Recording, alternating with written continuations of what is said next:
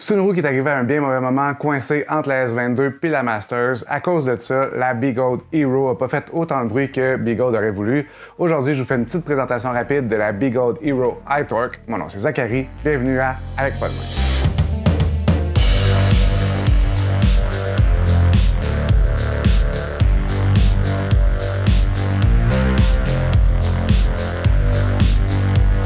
En partant, je veux dire merci à mon nouveau commanditaire, FreeMotion, avec mon chum Rachid. Si, comme moi, vous ne le saviez pas, FreeMotion distribue beaucoup aux États-Unis, mais il est basé juste ici à Montréal, puis en plus, il offre la livraison gratuite partout à travers le Canada, puis aux États-Unis. En plus, il répond super rapidement sur toutes les plateformes, puis ils ont un super service après-vente. Donc, si vous avez quoi que ce soit comme besoin pour des unicycles électriques ou des trottinettes électriques, allez voir FreeMotion. En plus, si vous leur dites que c'est moi qui vous envoie, vous allez avoir un petit rabais, puis moi, je vais avoir un kickback qui va m'aider à continuer à faire mes vidéos. Ah oui, FreeMotion fait aussi des super pédales. Je vous invite à regarder ça, ça vaut la peine.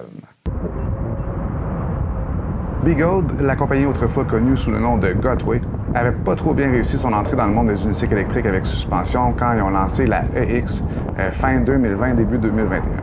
Entre-temps, Kingsong a réussi à prendre beaucoup de place dans le marché avec la S18, puis InMotion aussi avec la V11. Il fallait donc qu'ils se reprennent, puis Gotway a fait ce que Gotway fait le mieux. Ils se sont inspirés de la S18 pour sortir la Hero, avec un peu plus de batterie, un moteur un peu plus gros, puis un prix pas mal plus élevé. L'idée derrière la Hero, c'était de faire une unicycle électrique suspendue avec une bonne qualité de construction puis très résistante à un prix premium. Entre-temps, la S20, dans le temps, rendue la S22, a été annoncée puis a fait beaucoup de bruit, donc Bigold ont immédiatement réagi en annonçant la EX20. Il y a comme un lien ici. Mais comme la communauté n'a pas non plus super adopté celle-ci, ils ont annoncé la Master quelque chose comme 2 semaines après. Donc la Hero a quand même fini par être livrée, mais est déjà en retard puis pratiquement oubliée par sa propre compagnie créatrice. Donc, je vais vous sauver la sortie de la boîte parce que tant qu'à moi, c'est moyennement intéressant. De toute façon, ce qui compte, c'est ce qui est dans la boîte. On s'entend. Donc, à part l'unicycle électrique, qu'est-ce qu'on a? On a les PowerPads, ici, qui sont des PowerPads standards, Gotway, là, un peu cheap. Pas dans le sens qu'ils sont mal faits, ils sont corrects, ils sont squishy. Puis, c'est juste qu'il y a juste le PowerPad, donc le coussin pour avancer puis pour freiner. Il n'y a pas d'endroit où on peut caler notre pied pour pouvoir sauter aussi. Puis moi, personnellement, ça me prend absolument ça. Ça me rassure quand je fais quoi que ce soit, comme des descentes de trottoir ou peu importe. Puis j'aime beaucoup sauter aussi, donc...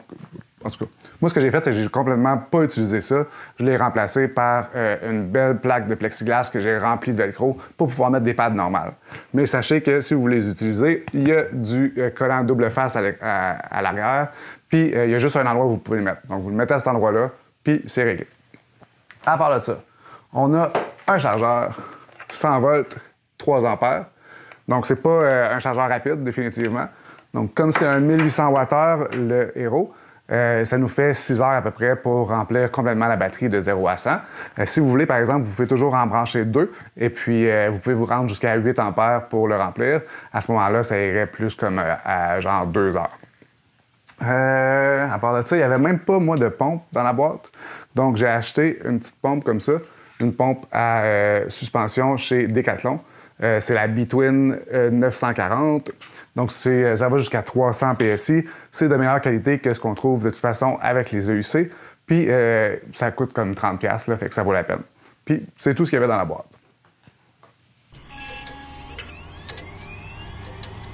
Donc, au niveau des structures, on a 2 packs de batterie ici de chaque côté qui sont séparés par une rail pour la suspension. On a toute la partie ici qui est en métal pour supporter l'électronique. Donc, ça fait une roue qui est très rigide puis très durable aussi. Mais ça fait aussi une roue qui est très pesante et puis un peu plus coûteuse à produire. Au niveau de la batterie, on parle d'environ 1800 Wh, donc peut-être 50 à 60 km d'autonomie. Peut-être un peu plus, évidemment, si vous prenez ça vraiment relax. Mais je vais vous revenir, ça c'est Pauline qui a vraiment le goût de se coller en ce moment. Ah mon bébé, oh oui. Mais je vais vous revenir avec un vrai range test, là, dans le fond, dans un des prochaines vidéos. Donc, vous en aurez le cœur net. T'as pas une fille, ça? T'as pas une fille. OK, t'as bébé. On a aussi 2 phares avec des lentilles différentes qui donnent un rendement, je dirais, moyen. Il y a un capteur de lumière sur le dessus, donc ça s'ajuste aux conditions ambiantes, mais c'est pas super fort. Au-dessus, on a l'écran B-Gold qui est super lisible puis très bien situé. On peut même le consulter lorsqu'on ride assis, donc ça, c'est vraiment bien fait. Le trolley est bien situé directement au milieu de la roue, comme Jésus le voulait. Il y a 3 positions, donc il y a la position semi-ouverte qui le met en mode genre gélatine, comme. Donc il ne laisse pas tomber directement. Il y a évidemment le mode ouvert pendant lequel le gyro est complètement activé. Si vous voulez voir la hauteur, là, ça ressemble à peu près à ça. Donc c'est confortable, je dirais. Et puis il y a le mode évidemment fermé pour la balade.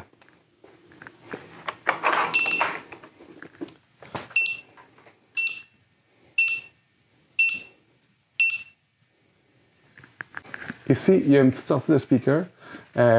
C'est exactement le genre de son, moi, que je suis absolument pas capable, qui me fait grincer des dents.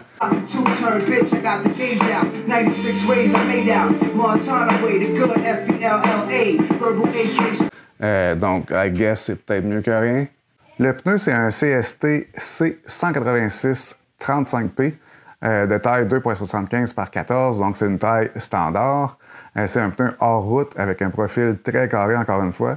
Donc, la transition est vraiment super sèche quand on tourne. C'est peut-être le pire que j'ai essayé à date. Sinon, la valve est super accessible. Ça, c'est toujours apprécié. Le rim est un rim de taille standard. Il n'y a pas de l'air extrêmement fait fort, mais en même temps, comme c'est une roue à suspension, c'est vraiment moins pire. On a aussi ici le garde-boue qui est comme 2 pièces, fait en 2 pièces qui se superposent. Ensemble, bon, ça couvre à peu près 100% de la circonférence de la roue qui est en haut. Donc, il n'y a pas vraiment de chance d'avoir des éclaboussures. La lumière arrière allume automatiquement quand on ralentit, mais elle est très, très faible. La suspension de style levier juste en dessous, avec un débattement de 80 mm. Le piston est à l'air, puis la valve est très facilement accessible. Le linkage ici est fait très, très épais, puis il a l'air très solide, donc ça, c'est une excellente chose. Mais la suspension en tant que telle a de l'air vraiment cheap, là, puis faite maison. Donc, il y a des bonnes chances que vous deviez la changer éventuellement. Il va y avoir un gasket qui va fuir ou quelque chose du genre. En dessous, il y a une béquille pour tenir l'unicycle. C'est pas super stable, mais c'est toujours apprécié, puis maintenant que j'y ai goûté, j'ai de la misère à m'en passer. Les pédales, c'est les désormais classiques pédales B-Gold CNC qui sont juste excellentes. Sur mon modèle, ils ne tiennent pas en place, mais habituellement, ils sont retenus par friction, puis l'angle peut être ajusté.